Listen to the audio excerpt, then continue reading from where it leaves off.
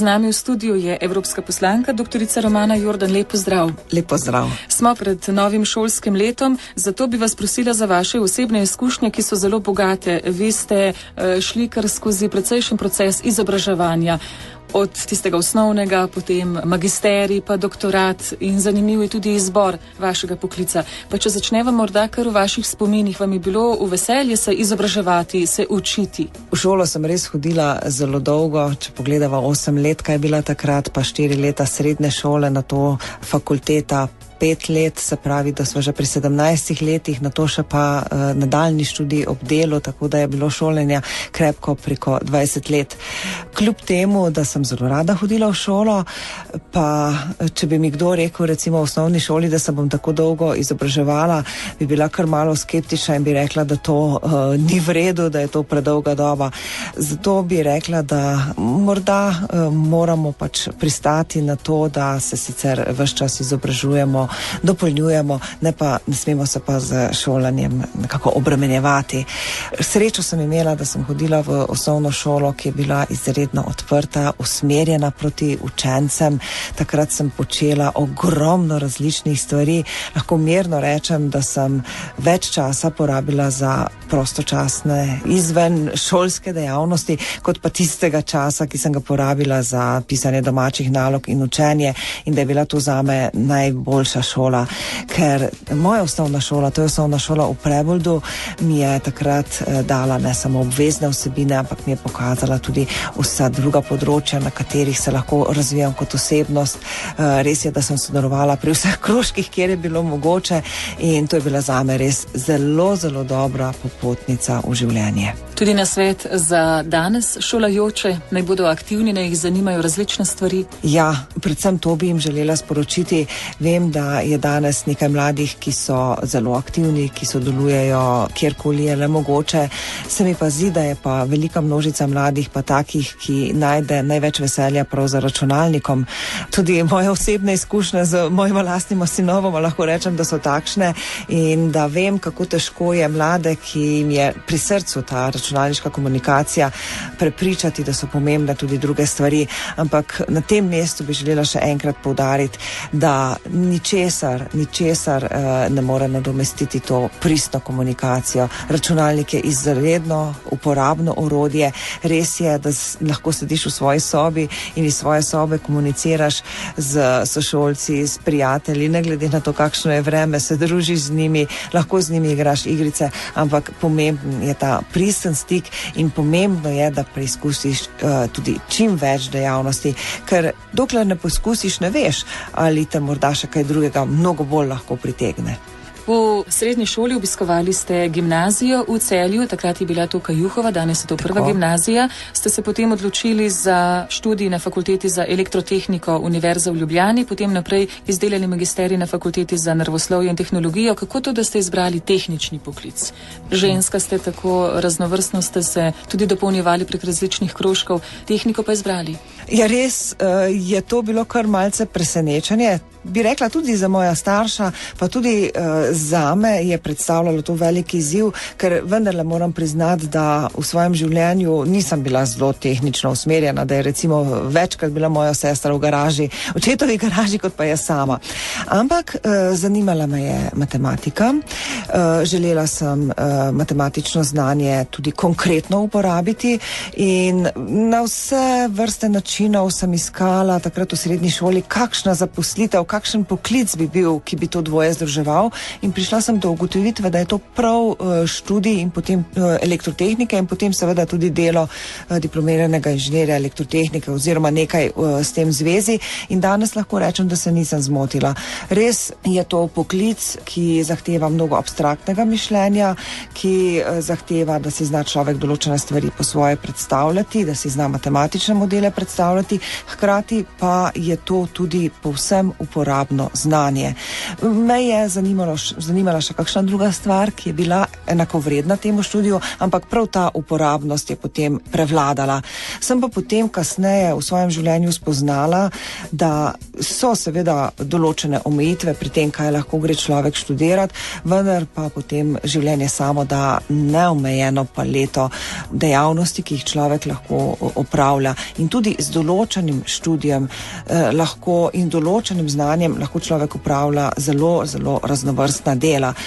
Tisto, kar se mi zdi še danes pomembno, je to, da res mladi prisluhnejo sebi, kaj jih veseli, hkrati pa se vendarle morajo zavedati, da za delo, ki ga bodo opravljali, če hočejo dobiti plačilo, da mora seveda to delo nekomu koristiti in da pri tem, ko se odločajo, morajo tudi pogledati na to, kakšne so družbene potrebe za določene poklice. V našem studiu se pogovarjamo z evropsko poslanko, doktorico Romano Jordan.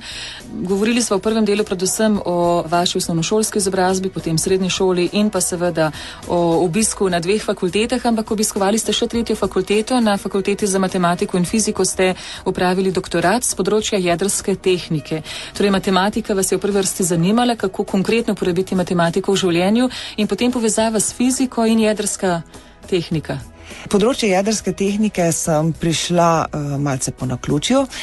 Na fakulteti za elektrotehniko sem namreč videla plakat, da na Inštitutu Jožef Štefan vabijo študente, da opravljajo pri njih prakso, seminarje, magisterije in doktorate. In tako sem se odločila, da pokličem in povprašam, kako je s tem. Povabili so me na razgovor na odsek za reaktorsko tehniko, to je ločen del Inštituta Jožef Štefan v Šentjakobu oziroma na Brinju. Tam je tudi raziskovalni jedrski reaktor in takrat smo se dogovorili, da smem priti k njim in pri njih opraviti diplomo. Ta diploma ni bila natančno z področja, ki sem ga sama študirala, kajti na fakulteti sem študirala industrijsko elektroniko, na Inštitutu Jožef Štefan pa sem začela študirati delovanje jedrskih elektrarn, predvsem pa sem svoj študij oziroma svojo diplomsko nalogo namenila oceni varnosti električnega sistema v jedrski elektrarni.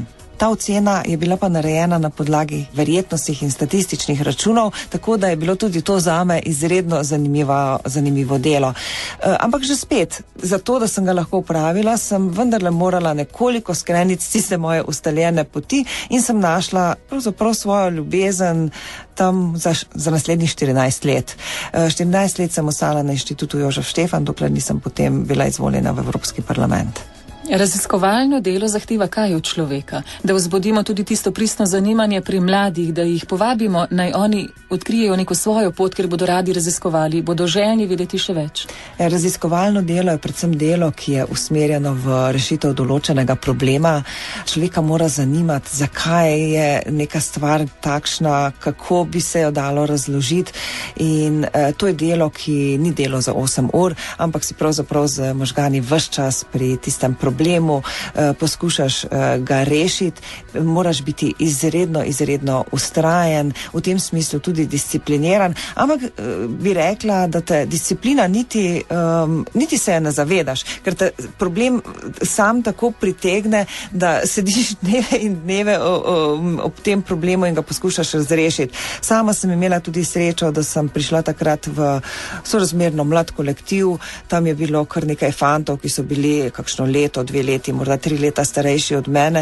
Vsi so bili taki, da so bili po cele dneve v službi, tako da je bilo tudi zame to kar normalno in smo ustvarili res tako tudi prijetno vzdušje. Včasih se je celo zgodilo, da smo kar naenkrat videli, da je ura že 6-7 zvečer, da bi bilo dobro kaj pojesti, pa je kdo šel v trgovino, kupil kakšen kruh pa salamo in smo si naredili sendviče, tako da je bilo res prijetno vzdušje in ja, sporočilo bi bilo to, da se ne zgovarjajmo na zunanje okoliščine. Prijetno vzdušje si lahko naredimo sami, če seveda smo pripravljeni v to nekaj vložiti. Mislim pa, da je tudi današnja družba taka, da prav tega raziskovalnega in inovativnega duha pri nas manjka in si zelo želim, da bi ga bilo zopet več. No, zelo visoko ste se potem povzpeli tudi v Evropskem energetskem forumu. Mogoče lahko odgovorite glede tistega aktualnega vprašanja danes. Jedrska industrija da ali ne? Kakšno je vaše osebno mnenje? To bi znalo biti zanimivo. Najprej bi povedala, da sem podpredsednica v Evropskem energetskem forumu že drugi mandat in da mi je zagotovo pomagala tudi moja izobrazba in znanje z tega področja. Prav na področju jedrske energije sem v parlamentu kar glasna, moram reči, da redno spremljam to problematiko in poskušam tudi seveda s svojim znanjem usmerjati. Jaz mislim, da vsaka tehnologija, prav vsaka, je takšna, da jo je možno zlorabiti in izrabiti. Ljudje pač takšni smo, vedno se bo našel določen procent ljudi, ki bo to počel in zaradi tega moramo takšne zlorabe pač sistemsko preprečiti. Jedrska energija mislim, da ima ogromno dobrih lastnosti, kot je recimo to, da ne porabimo mnogo goriva, da je ogromna količina energije, se pravi govorimo o majhnih volumnih, da ne povzroča izpustov ogljikovega dioksida. To je izredno pomembno, tudi etično vprašanje v tem času, ko vemo, da se Zemlja segreva, ko so nas znanstveniki zopet ponovno na to opozorili. Seveda pa ima jedrska energija tudi slabe lastnosti, tako kot jih ima vsaka druga tehnološka dejavnost lahko. Problem v tem, da se sprošča tako veliko energije, to je lahko tudi problem, ne samo pozitivna stvar, ne? In zato je treba pri tem viru energije biti še toliko bolj pazljiv. Treba je poskrbeti, da v družbi dejansko velja kultura varnosti, da je varnost na prvem mestu. Treba je poskrbeti, da igra stroka vodilno vlogo tam, kjer je to potrebno. V jedrski elektrarni mora odločati stroka, ne pa nekdo drug. Ne? In potrebno je poskrbeti za sistemsko ureditev, da je pravilna. To pa pomeni, da je recimo da je organ za jedrsko varnost, pri nas Uprava Republike Slovenije za jedrsko varnost, strokovno dovolj močen, da je neodvisen in da seveda neodvisno upravlja svojo nalogo. To se je recimo pokazalo kot izredno šibka, kot glavna šibka točka na Japonskem. In prav to, kar sem zdaj nazadnje omenila, ta regulatorni organ, zna biti tista najbolj šibka točka v evropskih državah, še zlasti teh, ki so manjše, in zato mislim, da je prav, da to stvar zakonodajno uredimo tudi na evropski ravni. Lahko rečete, doktorica Romana Jordan, da vas je prav vedoželjnost, prav ta iskrena želja vedeti, raziskovati, se kaj naučiti, da vas je to vodilo naprej do kar zavedljive kariere in nek nasvet ob sklepu res šolarjem, njihovim staršem, kako na pravi način spodbujati k učenju, da se nam učenje ne zameri, ampak da ohranimo tisto pristno radovednost, kar je res dragoceno vsakemu otroku. Ja, res bi dejala tako, da naj šola ne bo breme, da naj šola ne bo tisto, kar otrok mora narediti, ampak da naj samo poskuša pač prikazati, da je šola nekaj, kar življenje polepša, kar ga olajša, kar si lahko znanjem tudi pomagamo in kar nam odpira nova obzorja. Vem, da je to zelo lahko meni reči, zelo teoretično, ker sem tudi sama mati in vem, da je težko potem to seveda v praksi tudi udejaniti, ampak nikoli ne smemo izgubiti tudi kot starši, seveda tega pozitivnega pristopa k izobraževanju. Naj ne bo šola na prvem mestu, ampak izobraževanje, znanje, to, da nekaj iz sebe naredim. V to smer gredo pravzaprav vsi dobri izobraževalni sistemi v svetu, takšni so skandinavski sistemi in seveda si želim, da bi bilo tega čim več tudi v Sloveniji. Tu sem, moram kar priznati, malce kritična do Slovenije, kajti lahko primerjam dva srednješolska izobraževalnega sistema, ki sem jo odbliže spoznala preko svojih sinov, belgijskega oziroma hodil je v evropsko šolo in pa slovenskega, in tu je bistvena razlika, kako eden spodbuja k raziskovanju,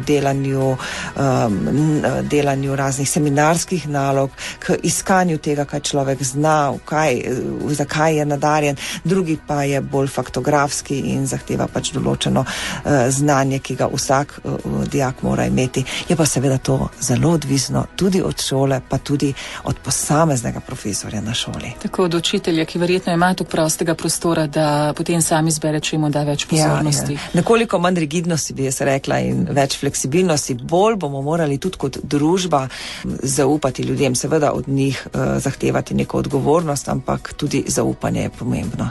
Hvala lepa za pogovor, evropska poslanka doktorica Romana Jordan, in srečno, koražen vstop v novo delo, zdaj z jesenjo v Evropskem parlamentu. Hvala lepa in vse dobro tudi Radio Ognjišče.